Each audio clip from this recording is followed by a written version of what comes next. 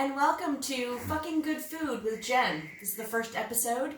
Today I'm starting with a tomato sauce. You probably why start with something that seems so simple? Because the simple always escapes all of us, doesn't it? So I'm here, you have pantry items that you can use right here, and you don't have to have canned tomatoes, you don't need to be fancy. I have some friends that are purists, but you know what can you do? Here we are using the shit we got. So we have diced a sweet onion. You can dice it really any way you want because we're going to be blending this after a while. So these have cooked down some and add a little sweetness. I love adding just a drop of marsala, sherry, just give it a little bite. You know, people use wine. Good for you. You can use that too. So then just saute it, let it cook down. Takes little time. Also, I've salted these onions, and before the garlic goes in, I'll be also adding some oregano and basil. I think what the mistake we make most is that we under-season our food, and you have to start at the beginning as a layering purpose. Those layers build, and then the taste will then come within, or whatever it is you say. So look, we've got that all done. And then... Those are both oregano. Oh, they're both oregano. Well, fuck that. We do have basil somewhere, but we'll work on that. Then whenever I'm cooking, I always use 6 cloves of garlic. It's always 6 cloves. I don't know why. I just find that that's the perfect amount of garlic for anything that you're making. And the taste really comes through. And then just saute that a little bit. All right. And now we're going to add our tomatoes. So these are whole Marzano tomatoes. We got them at Market Basket. They're nothing fancy. They're cheap and they're good. And then after I poured them in like so, I get maybe a half a can of water. I'm going to just spill it up. All right. And we're just going to pour it in like that. Then salt, spices. Now there is a recipe on the internet by the most wonderful woman, I believe her name is Marcelle Hazan, and she does a very easy tomato sauce of tomato, onions, and butter. But once you reach a certain age, that butter sticks to you like glue. So instead of using that fat, I usually use olive oil to enrich it, and it really, really works. You don't need to use butter if you're concerned about the fat content, your cholesterol, whatever it is. You can use olive oil and it'll be just as great. So this is going to come to a boil, and then I'm going to move it to the back burner, which will be on a simmer, for about 45 minutes till some of the liquid has evaporated. And after that's done, we'll come back and we'll finish the sauce. Yep, basil.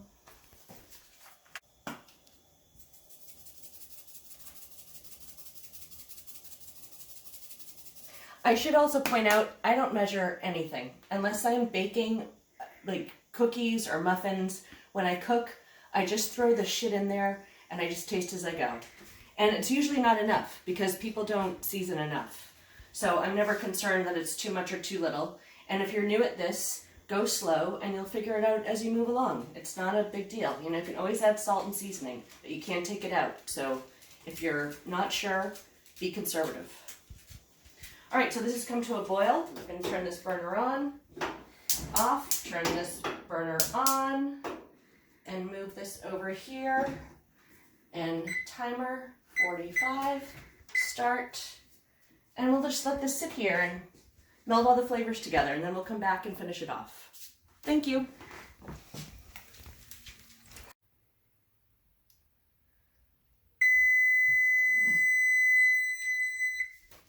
And welcome back. So now we're going to blend the sauce.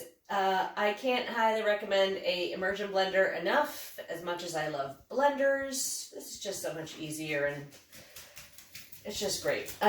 So I should say this stopped cooking probably about maybe 20-30 minutes ago, so it's cooled down. I have made the mistake of trying to blend this when it's still hot, and I've burned pretty much the skin off my face. So let it cool down and then blend. So, and what's nice about this is you can do it to the consistency that you want. I prefer a smoother sauce, especially if I'm doing pizza or just even on pasta, but you do to your liking. And it just takes a few minutes.